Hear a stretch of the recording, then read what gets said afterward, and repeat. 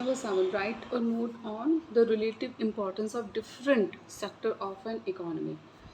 तो इसका ये कि इम्पोर्टेंस बतानी है, जो भी सेक्टर्स है, प्राइमरी है, सेकेंडरी है एंड टर्शरी या फिर सर्विस सेक्टर। टर्शरी सेक्टर को सर्विस सेक्टर भी कहते हैं। इनकी इम्पोर्टेंस बताने के लिए कहा है, तो जितने भी सेक्टर हैं, all sector whether they are primary, secondary या फिर सर्विस सेक्टर, इनकी अपनी इम्पोर्टेंस होती है। All are depend on each other, सब अपने एक दूसरे पे डिपेंड हैं। तो primary sector gives raw material. अब एग्जांपल दिया हुआ है कि प्राइमरी सेक्टर देता है, जैसे हमारा फार्मर्स वगैरह हैं, वो हमें रॉ मटेरियल दे रहे हैं शुगर बनाने के लिए, शुगर केन दे रहे हैं। सेकेंडरी सेक्टर को, ठीक है, सिमिलरली सेकेंडरी सेक्टर क्या करवा रहा है, मशीनें प्रोवाइड करवा रहा है, फैक्ट्रीज प्रोवाइड करवा रहा है, फर्टिलाइज़र, ठीक है, या फिर मशीनें, ये फर्टिलाइज़र ट्रैक्टर्स वगैरह उनको प्रोवाइड करवा रहा है। क्योंकि शुगर केन डायरेक्ट तो हम खा नहीं सकते ना, उसमें चीनी बनानी पड़ेगी चाय में डालने के लिए। चलो चीनी बनानी है तो शुगर केन हम ले आए हैं प्राइमरी सेक्टर से। देन फिर हमने सेकेंडरी सेक्टर मशीनों का यूज़ किया।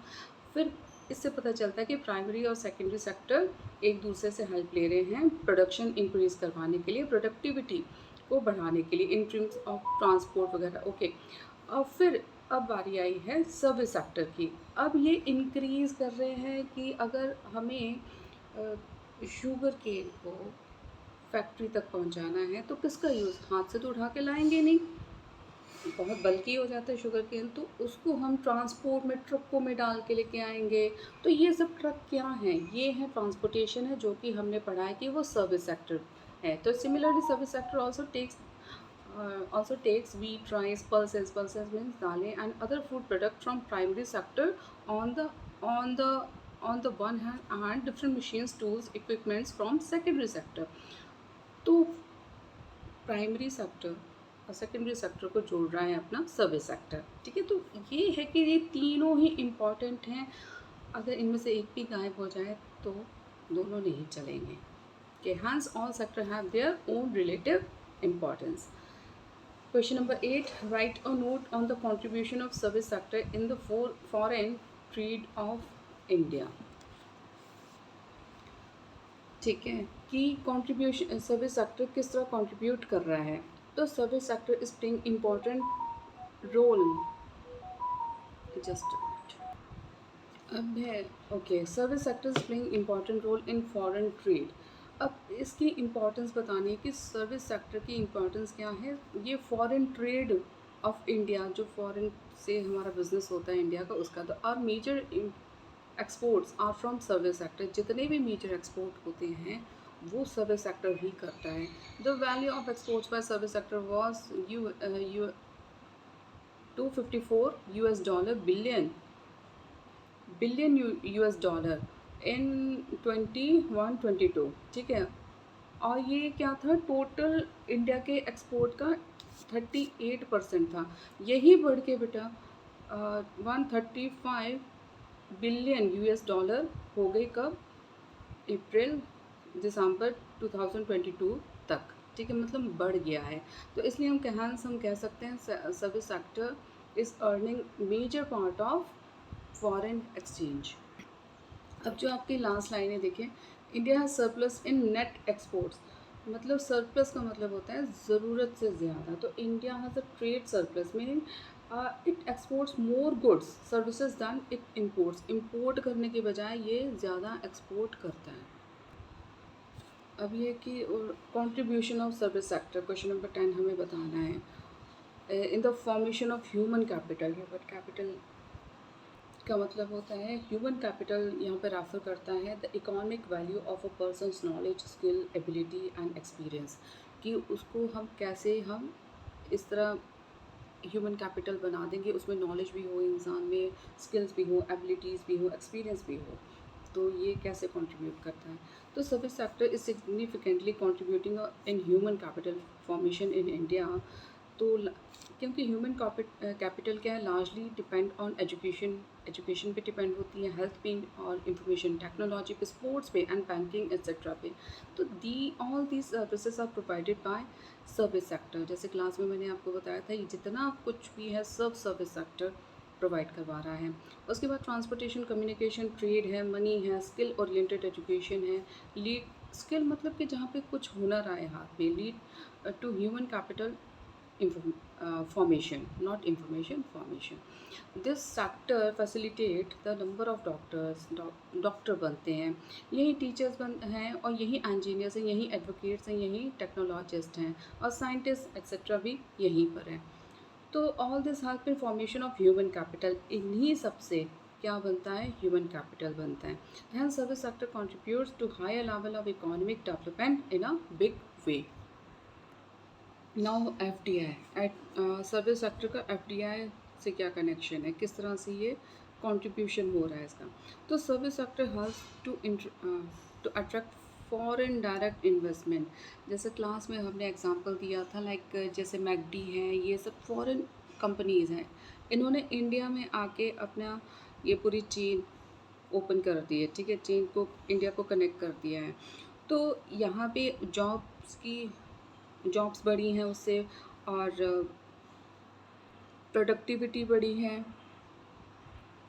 और 2022 में ये इंक्रीज़ हुआ है फॉरेन इन्वेस्टमेंट का।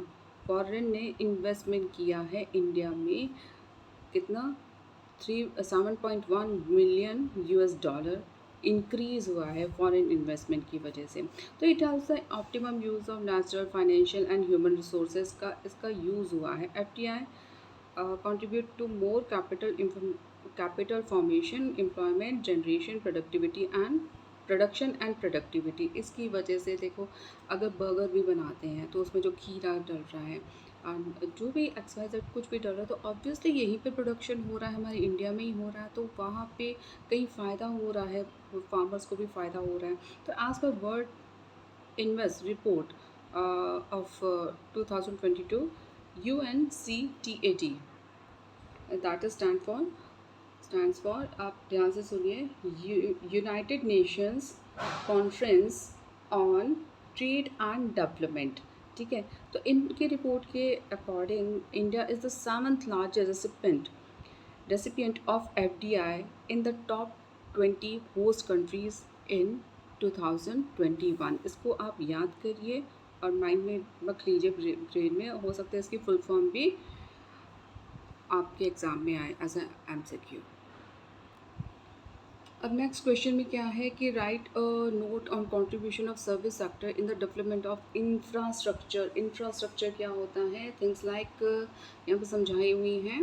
Infrastructure in terms of transport बहुत अच्छा होना चाहिए, एंड कम्युनिकेशन, इंफॉर्मेशन टेक्नोलॉजी, ठीक है, सुपर फास्ट ट्रेन्स आ गई, उसमें मेट्रोज आ गए हैं, buses, airways, e banking, e commerce, सब कुछ क्या आ गया है, all these are provided by service sector, ठीक है।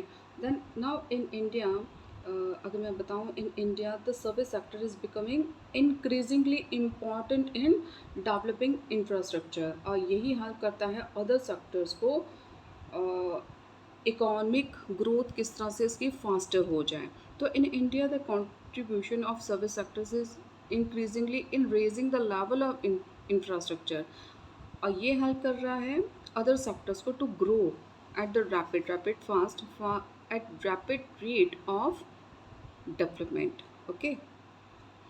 क्योंकि infrastructure is the basic need for economic development, and service sector contributes a lot in its development।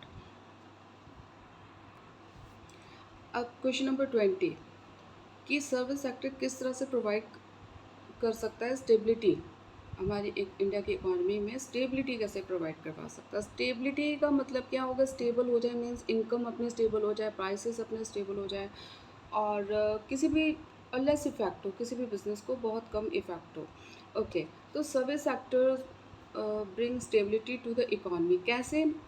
अब इंडिया में primary sector subject to monsoon, सारा का सारा जितना भी एग्रीकल्चर है वो मानसून पे डिपेंड है, okay. Agriculture income is not stable due to the natural calamities, और नेचुरल क्लैमिटीज़ कभी भी आ सकती है, कभी ड्राउट हो सकता है, कभी अपना फ्लड आ सकते हैं, ओके। तो similarly secondary sector is not much organize, ये जो सेकेंडरी सेक्टर है वो भी मच ऑर्गेनाइज नहीं है, तो it shares in income generation in is comparatively less. इसका भी सेकेंडरी सेक्टर का भी जो इनकम जनरेशन का है वो शेयर को वो बहुत कम है। अब बचा अपना सर्विस सेक्टर।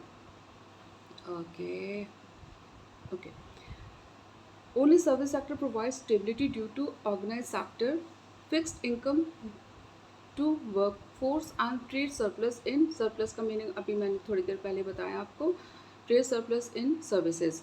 तो service sector creates more employment and generates more income to provide stability to economy.